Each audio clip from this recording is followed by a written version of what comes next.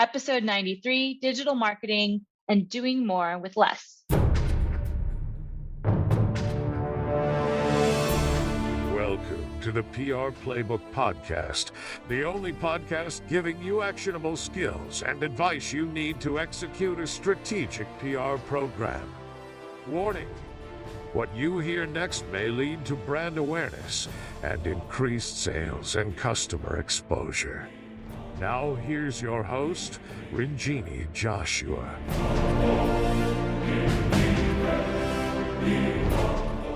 Hello, and welcome to episode 93. Today, we're going to be talking about the state of digital marketing, what's going on, and doing more with less data. We're going to be interviewing the CEO of Step Group, John Horn. Hi, John. Nice of you to join us today. Thanks so much for having me. Yeah. So I want to talk a little bit more about doing more with less. But first, let's do a quick intro, just kind of on your background and Step Group a little bit. Yeah, absolutely. So here at Step Group, we're a digital advertising agency. We work with all different types of businesses to create and manage their campaigns online. We work with platforms including Google and Facebook and others. And at the end of the day, like you said, doing more with less, we're entrusted to steward our clients' ad budgets and figure out how to maximize their profitability and squeeze every dollar out of them that we can. Yeah, I think that's something that a lot of people are doing right now. And I feel like, look, I feel like the last year or year and a half, it's kind of been like that, where people are trying to figure out this like new nuance of just being online, and it's becoming a very crowded environment. So can you tell us a little bit more about like kind of what's going on and what are the trends that are going on in digital advertising today that people are small businesses or any businesses are having some challenges with? Yeah, well, you still have a scenario, of course, where there's a couple big players that eat up essentially all of the space online for ad budgets, or at least painting widely with the wide brush. So Google and Facebook, of course, owning Instagram as well. That's where you really have to be for most businesses in order to connect with customers online, because they're either searching for you on Google or they're spending their time on Facebook or Instagram or other platforms like that. And so there are pros and cons to that. Pros are you can focus your time into a couple of areas and focus your budget and try to maximize things there. Cons are that you're also at the whims of a couple of big tech platforms. And if they make changes to their algorithm or their policies or anything along those lines, then that can have a significant impact on advertising your own business and what you can or can't do. So I think one of the significant things that I'm seeing right now in this space is, as let's say Google or Facebook, as they change their advertising policies, a lot of businesses are not necessarily keeping up with that and are seeing things like ad disapprovals or sometimes even account suspensions where they're getting kicked off the platforms because they have accidentally or unintentionally done something that is not in accordance with those policies. So that's the problem like we faced a lot before too as well. And just wondering, like, I know when we were doing a lot of Facebook advertising, that's a huge pain in the butt to keep up with the changes. Do you guys have any best practice in keeping up with what's changing? Yeah, well, you got the obvious, of course, of just follow Google's blogs and Google what they're announcing as other changes, as well as other industry news sources like, say, Search Engine Land, things like that. And then I would say, in addition to that too, it's making sure that you're keeping even your websites up to date. We see this constantly with clients where they're focused on executing for their own clients, their own customers, doing the work they're being hired to do, and they're not remembering to make sure that their website's up to date. That if they change their address, that they've changed their address on their website, or that they've got the right privacy policies or things like that.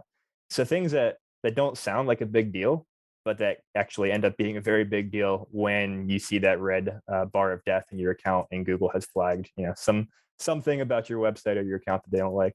Hmm. Yeah, that's a tough one. So, God, there's so many different areas of this that we can explore, but I think one of the things is, people just diving into ads for first time. And I think what I'd like to talk about a little bit is maybe kind of getting into digital marketing and how do you choose which platforms are right for you and what path you should be going. I know at one point we were recommending like, we work a lot with crowdfunding campaigns and we don't recommend they do Google ads because it's not very good for short-term return. But look, how do you identify which platforms are going to be right for your business as you're diving into Google ads or any ads? Sorry.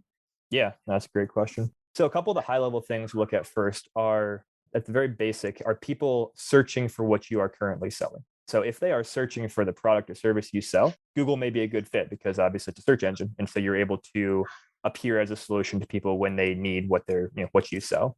But if you are, let's say you've got a new product, maybe you're a lifestyle brand, you're trying to build awareness or build interest in a new product, Google's probably not going to be a great place because if people aren't searching for that, then it's a moot point. It's not the place to Mm, be. So maybe Facebook or Instagram or YouTube, some other channel where you can actually identify your target audience, whether that be demographics or behaviors or whatever that may be, and then start to create awareness. And like you said, with the crowdfunding, space, say, hey, here's what we've got. This is cool. This is great. Come check it out and come support us.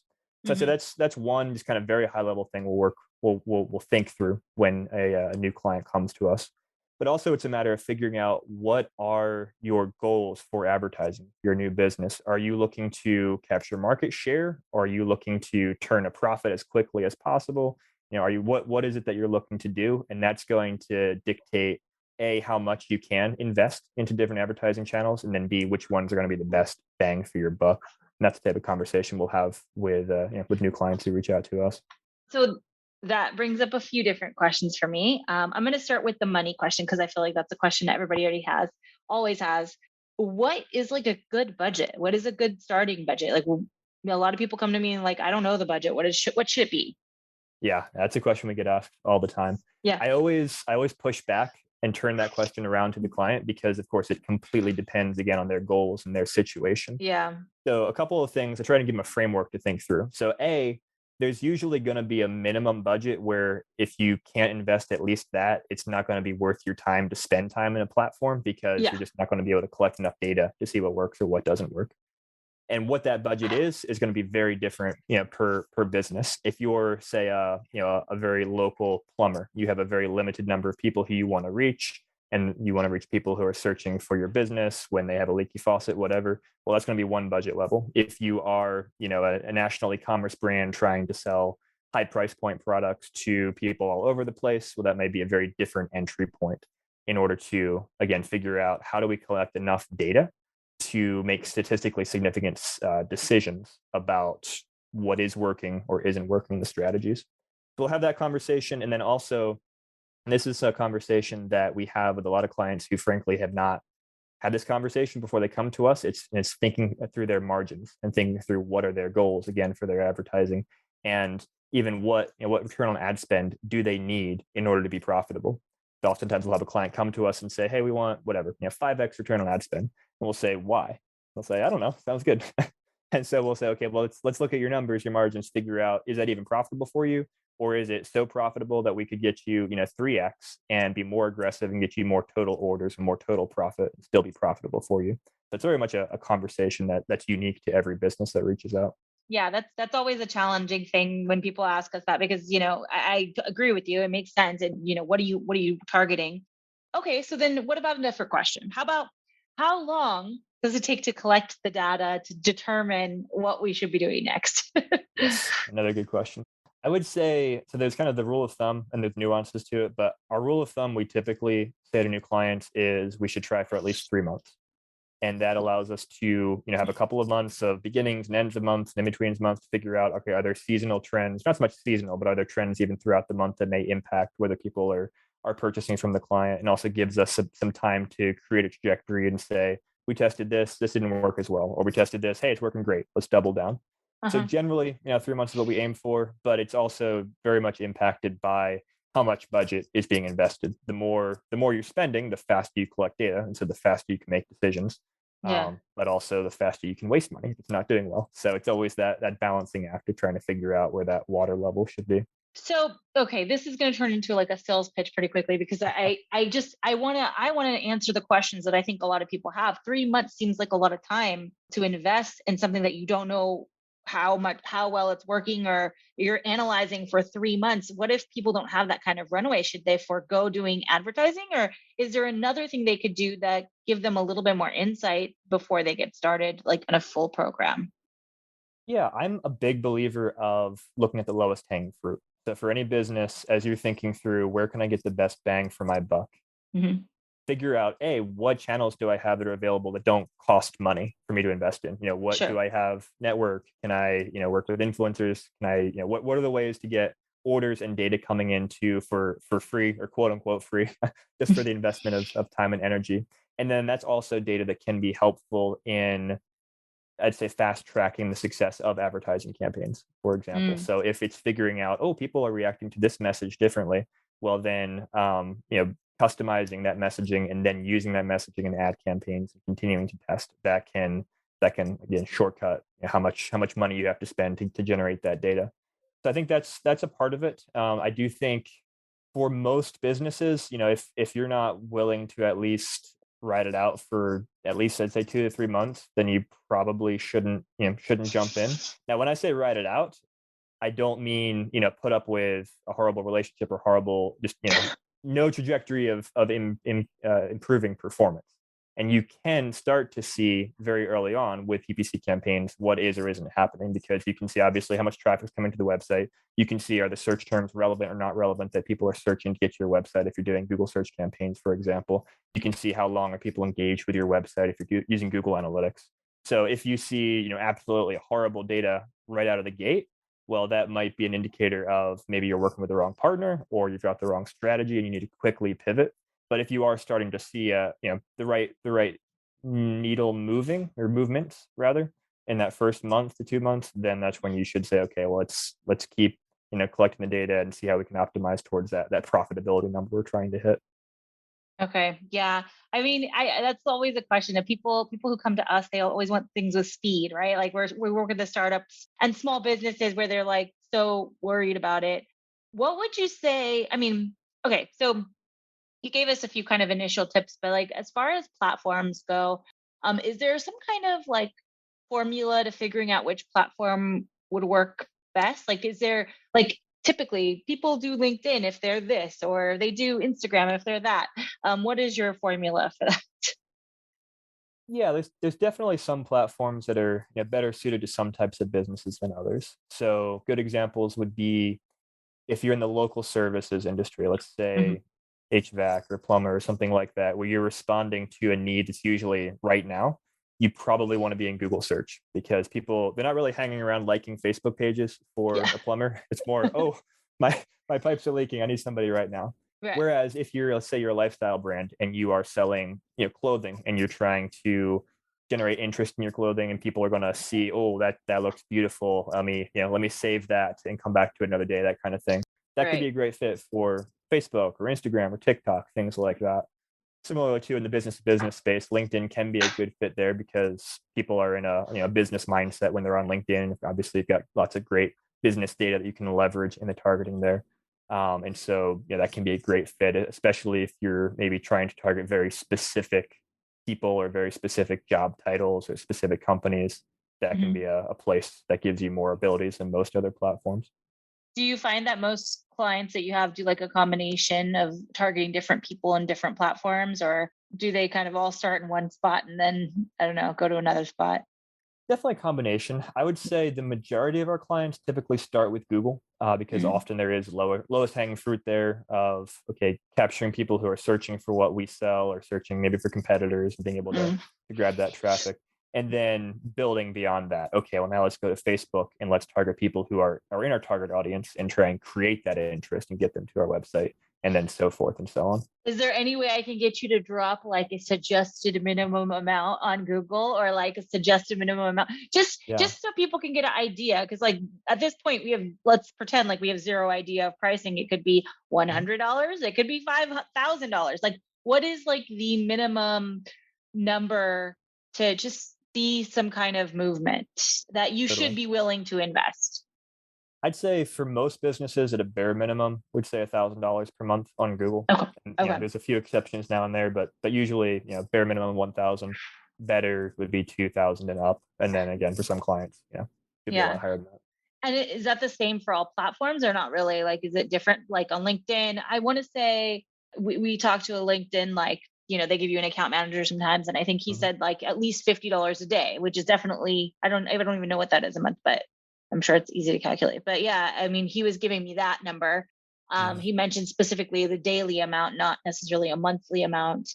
Is there something like that on LinkedIn and Instagram as well? Yeah, for LinkedIn, I'd probably go somewhere in that $50 per day. Hmm. I'd very much look at how big is the audience we're targeting. We've got some clients who, hey, there's a very few people in the world who actually meet their criteria, but they're very valuable, and so we might go after all those people, but we can't spend much money just because there aren't many people to click on the ads. So that might be a a smaller amount. But I'd say $50 a day probably would be a good minimum for LinkedIn.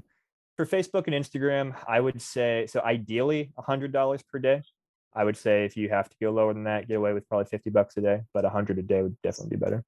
And like, what should you know? What are the must-haves when targeting your groups? Like, what key insights do you have to know? I mean, I know there's so many things that you can identify now. So, what are the key things Yeah. that you should really have a grasp on?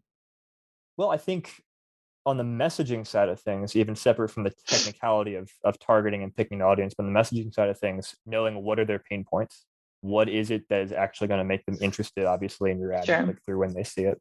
And sometimes those pain points, understanding those can even be helpful on the targeting side because taking Google as an example, if you know, we have a client who they have a software that helps people with things that they're often searching for, how to do this in Excel, for example. And they have a bunch of different questions. How do you do this in Excel? Well, the software solves that problem.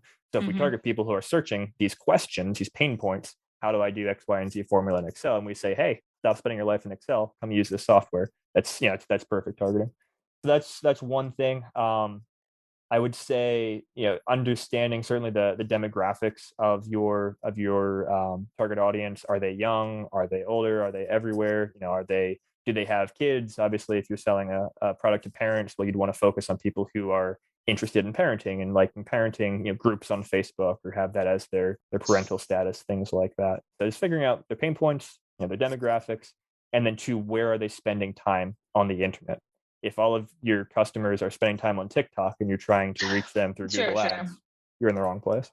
What about like, because okay, I guess the question I had was a little bit more specific, maybe to Yeah. LinkedIn, because in LinkedIn you can pick so many different things. You can pick job titles, you can pick interests, you could pick. I mean, you can do this on Facebook too. How do you know which ones to pick? Like, which ones are the right ones, and how many should you have? Like, is it more the better, or does more confuse it? I don't know. Like, what is the kind of trick with that targeting? Yeah, well, it is very much a science and an art, which is why Yeah. which is why everyone's got a different perspective on this. What Yeah. I aim for is trying to find a sweet spot between giving enough data, enough users in a list for, let's say, Mhm. LinkedIn or Facebook to work with. So on the Facebook side, I'll often run audiences that are 1 to 2 million people in size, Okay. if there are that many people in the country who are relevant to the product or service I'm selling. And by doing that, you're giving Facebook the ability to look through a bunch of different data and say, okay, yeah, these people have these patterns. These people don't have these patterns. Sometimes if you've really hyper focused too much and you're down to, I've got 50 people on my list, Facebook A might not serve your ads. B, you might start to see your cost per clicks or CPMs go way, way up. And C, you might just be missing out on a lot of people that Facebook can identify for you because they have so much information on the back end. I think same thing applies to LinkedIn as well. I'm a big fan of custom of lookalike audiences, of uploading data to the platforms and saying, hey, Facebook, for example, this is my customer list. These are the people who have taken the action I want them to take. Now go create an audience of people who look similar to these people and let's serve ads. How big does that audience have to be to make The it one relevant? the one you upload, I would say yes, at least 100 records and higher. You don't need a And ton. would it be like, I guess you would have to, what info do you have to know? Because if you have their email address, you may not have a list that's structured properly. Like, what information do you have to have in that list to upload it for lookalike to work? At a bare minimum, it's just email address. You could also have phone Hmm. address or not phone address, phone number, for example. But yeah, at a bare minimum, you could upload a list of email addresses to Facebook, And and it'll just Facebook. search it basically Yeah, for they'll those look at all emails. the Facebook profiles that have email addresses and say, okay, these are all match up. And Hmm. you can't see data about those users yourself through the Facebook platform because of privacy matters. But on the Sure, back but they end, can Facebook find it. says exactly, Oh, what and about then for they can look at LinkedIn? patterns. Yeah, same idea for LinkedIn. You can Same. upload email Okay. addresses and same thing I for always Google. I always find LinkedIn so tricky because you don't know what email their LinkedIn is associated. It's usually with their personal Right. email, and their job email usually like mine.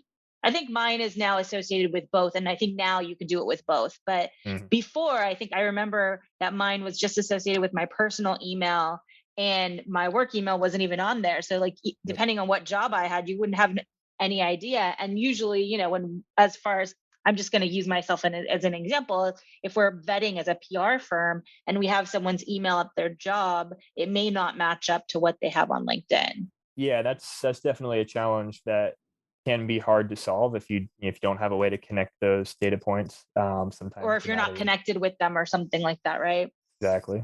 Yep. Yeah. Well, I mean, this is like a really interesting world. I know it's like a rabbit hole of information. What would you say, for a company that, let's say, not for an agency like ours, but a company that's a startup that is trying to now start developing brand awareness using a PR agency? We have a lot of times they give us questions like, how do we use our PR to incorporate that into digital marketing? Do you Yeah. have any ideas on, what you guys can do with that kind of stuff where, let's say we got them a placement in Forbes or something? How do you use that article for digital media? Totally. Well, there's a lot of credibility that can come, of course, from getting in Forbes or other platforms. And so I would often encourage clients to, let's say, create Facebook posts, for example, and then pay to boost those posts out to Mhm. people. And instead of it being a hard sell of, hey, come sell our product, no, it's more of you're creating that awareness of, hey, we were featured in Forbes for X, Y, and Z, or hey, read this interesting article, and start actually providing valuable content to people through the articles that you're sharing that were put in different PR placements. And at the same time, you're building your name as someone who's maybe a thought leader in that space, someone who down the road, when they say, oh, I need a resource for X, Y, and Z, oh Oh, yeah, I've been reading yeah, this, this company is my go-to. They're the first one that comes to mind. So that's one way. And then also too on the website, let's say if you're running any kind of advertising to a website, having a bar at the top saying as featured in, the Forbes, so forth and so on. love it. That's helpful from the credibility aspect. I don't know why we haven't done that. That just reminded me we should put that definitely. Common mistakes that people make when they are, diving into this digital marketing stuff. So what is a big mistake that you can make that would backfire? I think a big mistake is relying too much on DIY. And this is something that Google and Facebook very much, try and push. Like, hey, it's super easy to come set up and spend money with us. And Yeah, it is super easy to come set up and spend money, but it's not super easy to do it in a way that's probably going to earn you money. It's very easy to spend yeah. money, but there's so many potential ways that you can click a button and accidentally opt into something you didn't plan to opt into or is not going to be a good use for your money and you've got no clue if you're new to the platform. Oh, So I I see. lost I lost $300 on Yelp, and I don't even Mm. know why I would be on Yelp. It was like I pushed a wrong button and then they took $300. And I was like, I have no idea what just happened. I totally believe it. Yeah, so it's one of those things where do you want to spend your money learning on your own ads through wasted ad spend, or do you want to spend your money, hiring someone who knows what they're doing to help you again jumpstart that timeline and get past those initial learnings and figure out what should my strategy be, and again, even what channel should I be on? Should Mhm. should I even be setting up Google Ads campaigns, Right. or is my money better spent on Facebook or TikTok? So I think just that DIY aspect is something I see, clients wasting a lot of money on. Yeah. And then I think also going back to the timeline conversation we had, a lot of businesses look at advertising as a magic bullet of I'm Mm. going to spend some money and immediately the orders, the customers are going to just pour in and I'm going to make so much more money.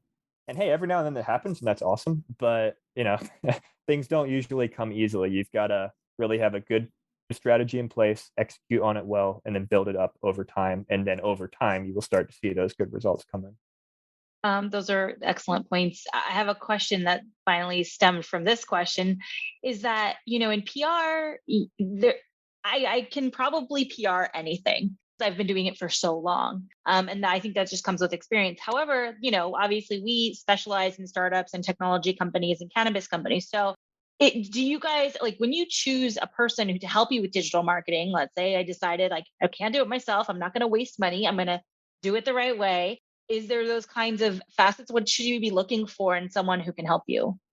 Yeah, a few things to look for, I would say, would be just what is their credibility online?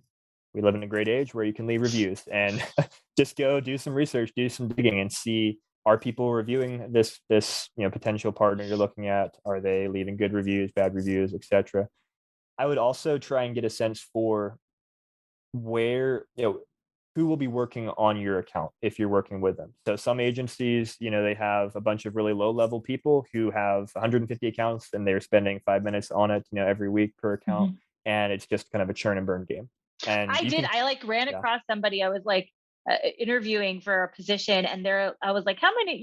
One of the questions was, "How many accounts can you handle?" And they're like 30, and I'm like, "There's no way anybody can handle 30. Like not in what we do. There's no way mhm, you can handle 30 accounts unless you're not doing anything."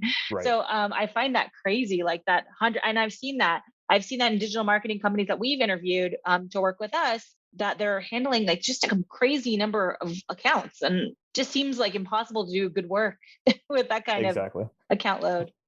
Yeah, yeah, 100%. Yeah, so trying to get a sense for how they structure things in that way, and then I would say also figuring out if the people on your team understand the local market just geographically that you're in. When I say local, I don't mean the city, even their state necessarily, but there's again a lot of agencies out there who have just a ton of people in, let's say, India or the Philippines or Mm, wherever. And there's nothing wrong with that. They can do great work, but if you're looking for very, if you have, let's say you're a business to business and you have ad copy that needs to be carefully curated, and there has to be nuances of the local language and figuring out how are we going to say X and not Y and not violate legal compliance stuff. For example, in the CBD space, there's a lot of things you have to be yeah. super careful about saying this a certain way or not saying that. And so just making sure the people who are actually going to be writing your ads and working on your team get it and can do a good job. Yeah, that's a good point. Okay, I was hoping that that other question would come back to me, but it did not. But this has been so good. I think there's a lot of information here. How can people find you? Yeah, our company website, stubgroup.com. You can hit me up on LinkedIn, John Horn, or Twitter at John Horn SG. Awesome. Thank you, John. It's been nice talking to you today. I'm glad we got a good connection here. Thanks so much for having me. Really appreciate it.